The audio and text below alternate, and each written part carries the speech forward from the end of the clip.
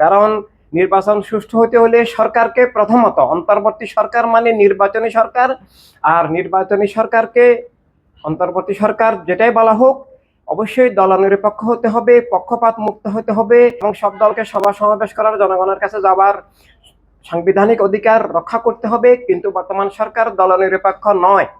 উপদেষ্টা পরিষদ তথা ক্যাবিনেটের মধ্যেই জঙ্গিবাদী দলের, সন্ত্রাসবাদী দলের, ধর্মের নামে অধর্ম উগ্রবাদী দলের লোকেরা আছে এবং সরকার নিজেরা একটা দল তৈরি করে সরকারি পৃষ্ঠপোষকতা দিয়ে এবং রাষ্ট্রীয় প্রশ্রয় দিয়ে ক্ষমতার অপব্যবহার করে, রাষ্ট্রীয় কোষাগার ব্যবহার করে একটা দুর্নীতির সন্ত্রাসী দল তৈরি করেছে, যারা মব সন্ত্রাস হিসাবে, চাঁদাবাজের দল হিসাবে, গুন্ডাতান্ত্রিক দল হিসাবে তারা এখন একেবারে প্রকাশ্য প্রমাণিত দল।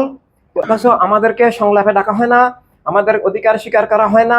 এভাবে নির্বাচনের নামে প্রহসন জনগণ মানবে না।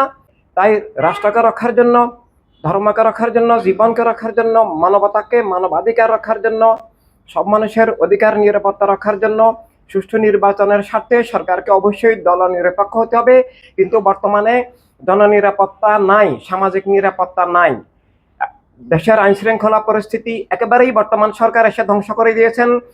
5 আগস্টের দিন হাজার হাজার পুলিশকে জবাই করে, হত্যা করে, আগুনে পুড়িয়ে আইন শৃঙ্খলা রক্ষাকারী কাঠামোটাই ধ্বংস করে দেওয়া হয়েছে। এই মধ্যবিবাদের মাধ্যমে আমরা প্রত্যক্ষদর্শীরা আছি।